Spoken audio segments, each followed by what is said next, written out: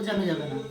একদম যাকে বলে একদম ফ্যান্টাস্টিক, একদম ফ্যান্টাবুলাস যাকে বলে, যা টেস্ট না, হাতে বানান খান। নমস্কার। তো চলুন আজকে এই ফ্যান্টাস্টিক রেসিপিটা আপনাদের বানিয়ে দেখিয়ে দিই। তো welcome to simple cooking with Moumita. চলে এসেছি আরও একটি নতুন ভিডিও নিয়ে, যেটা হলো আজকের ফুলকপির দিয়ে, শীতকালের ফুলকপি দিয়ে সিঙ্গাড়া। তো বাড়িতে গেস্ট এসেছিল, দেখতেই পেলেন, তো সেই জন্য বানিয়ে ফেলেছি আমি আজকে সিঙ্গাড়া। তো ওনারাও আমাকে হেল্প করেছেন যারা এসেছিলেন বাড়িতে। তো তাড়াতাড়ি খাওয়ার পর রিভিউটা দেখালাম। আমি প্রথমে ফুলকপিগুলো কেটে নিয়েছি, সেদ্ধ করার জন্য বসাবো, তার জন্য প্রিপারেশান করে নিচ্ছিলাম, ওটা রেডি করে নিচ্ছিলাম একটা অন্য বাটিতে।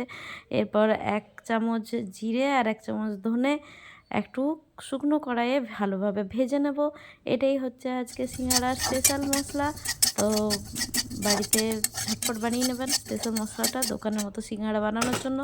এরপরে যে ছোটো ছোটো ফুলকপিগুলো কেটে রেখেছিলাম জলের মধ্যে ধুয়ে, আর জল দিয়ে বসিয়ে দিলাম। এবার একটা পেস্ট বানিয়ে নেব, কয়েকটা রসুন কুচি আর কয়েকটা আদার কুচি দিয়ে, আর একটা পেস্ট বানিয়ে নিয়েছি কাঁচা লঙ্কা, রসুন, আদা, কাঁচা লঙ্কা দিয়ে। তারপর ওই যে জিরে ধনেটা ভাজলাম, সেটাকে আবার গুঁড়ো করে নেবো।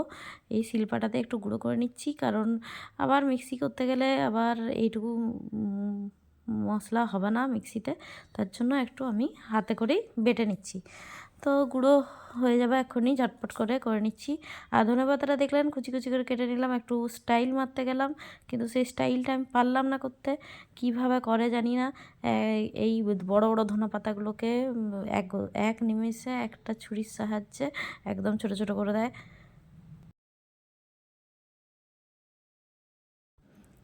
এত ট্যালেন্ট নেই এডিটিংয়ের, তাও মাঝে মাঝে চেষ্টা করি এডিটিংটা ঠিকমতো করার।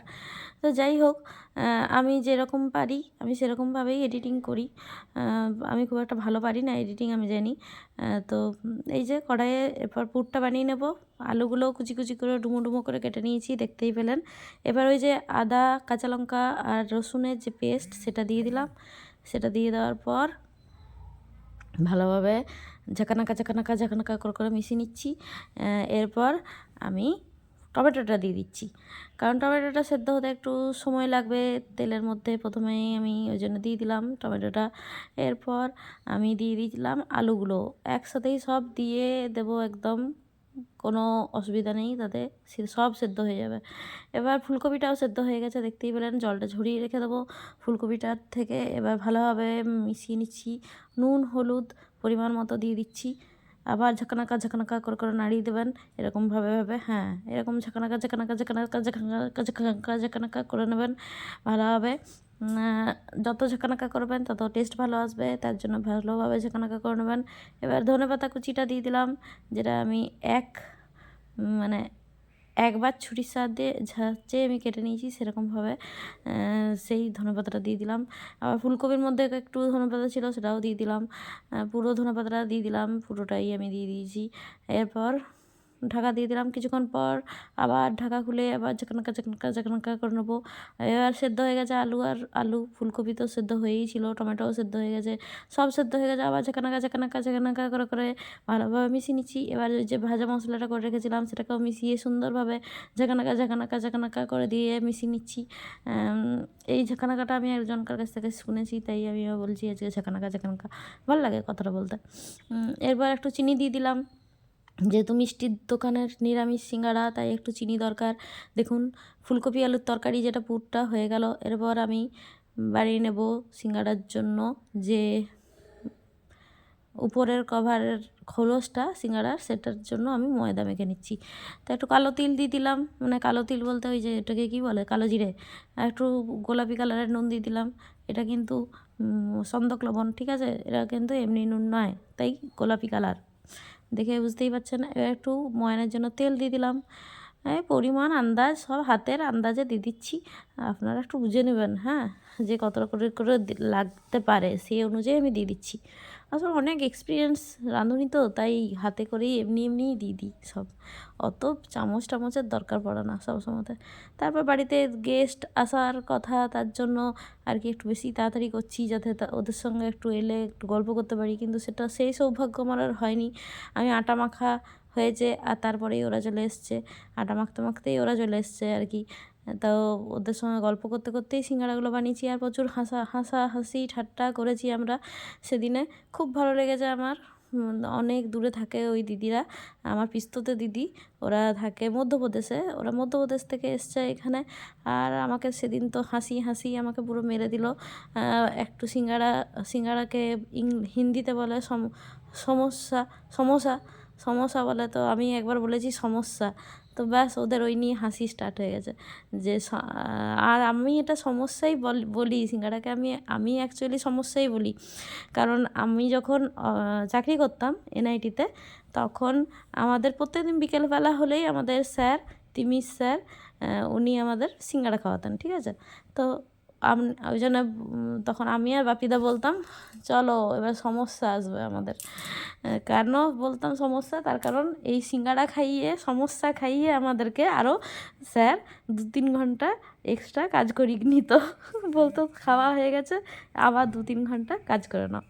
তো এই জন্য আমাদের সিঙ্গাড়া খেতেও ভালো লাগতো না, ওই জন্য সিঙ্গাড়াটাকে আমরা বলতাম সমস্যা।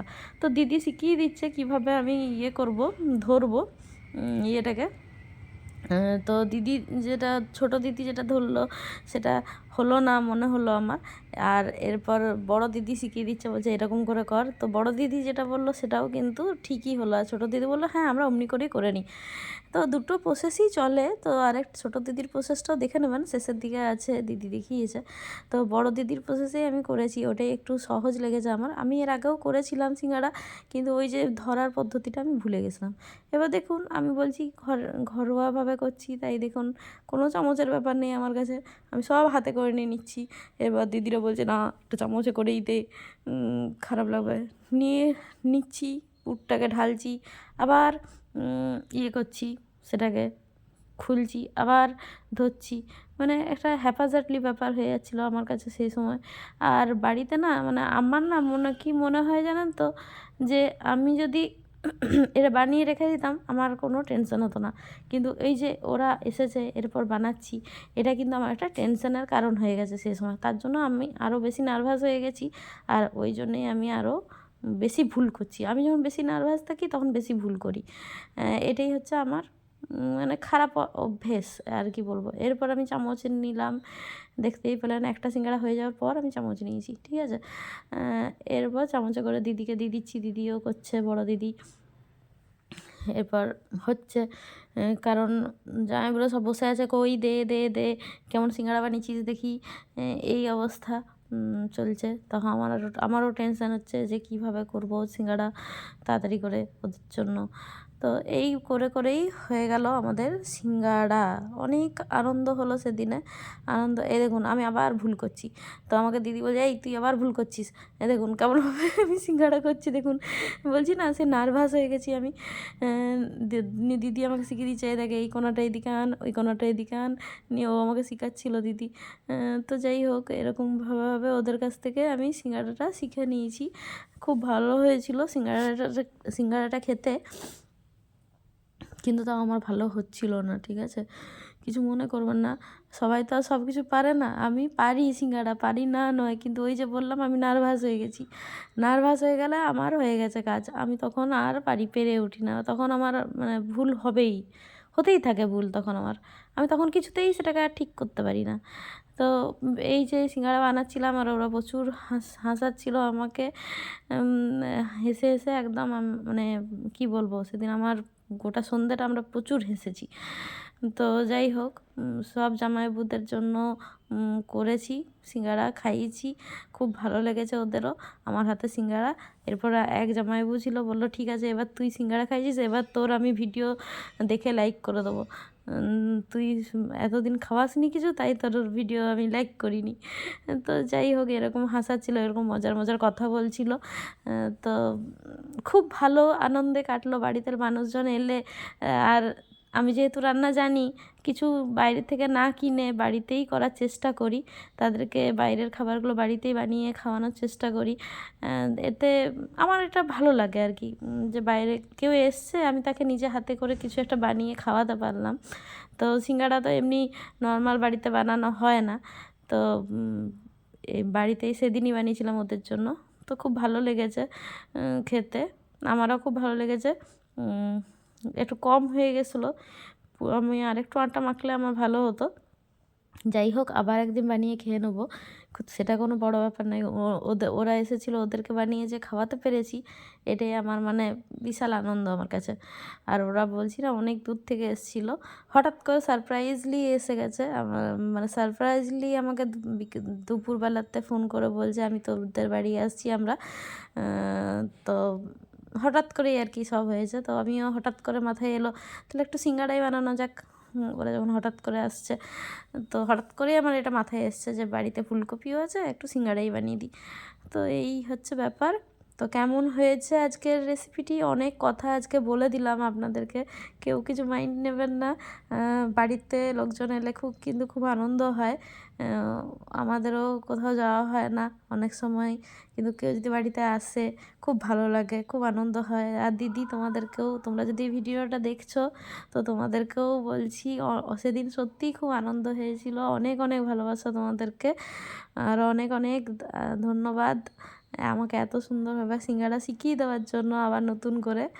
তো সবাই ভালো থাকবেন, সুস্থ থাকবেন। আর একটা কথা বলি, যেটা দেখুন সিঙ্গাড়াগুলো ভাজা হচ্ছে, সিঙ্গাড়াগুলো কিন্তু লো ফ্লেমে আপনারা ভাজবেন, মানে তেলটাকে গরম করে নেবেন ভালো করে, নিয়ে পর লো ফ্লেম করে দেবেন, না হলে কিন্তু আমার মতো অবস্থা হবে। আমার দেখুন প্রথম ব্যাচটা কিন্তু আমার একটু পুড়ে পুড়ে গেছিলো।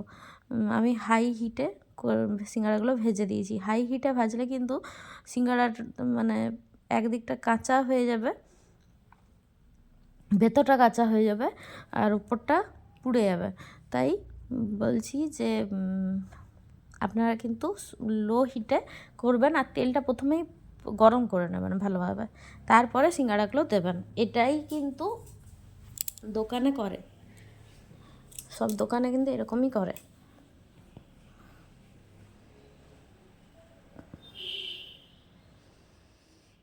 তো হয়ে গেল এক ব্যাচ সিঙ্গাড়া, আর এক ব্যাচ দিয়ে দিচ্ছি। এরকম করেই কিন্তু আমি সব সিঙ্গাড়াগুলো করে নিয়েছিলাম সেদিন।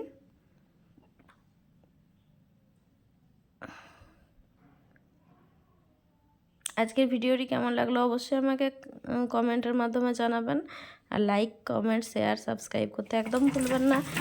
ভালো দেখা হচ্ছে আরও নতুন কোনো ভিডিওতে অন্য কোনো সময়। আটা হয়ে গেলে কি করে সমস্যা সমাধান করবেন। হ্যাঁ, আরো ছোট করে দিন। 5 টাকাটা 3 টাকা 2 টাকা। 2 টাকা করে দিন। পকেটে গেল, এটা পকেট সমস্যা।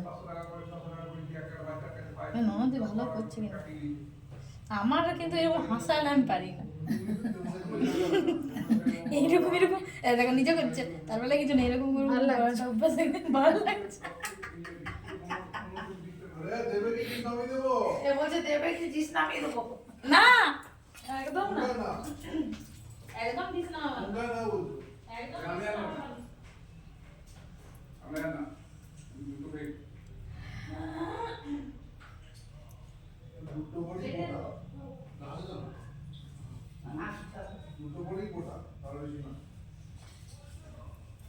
দুটো করে গোটা, তার বেশি নয়।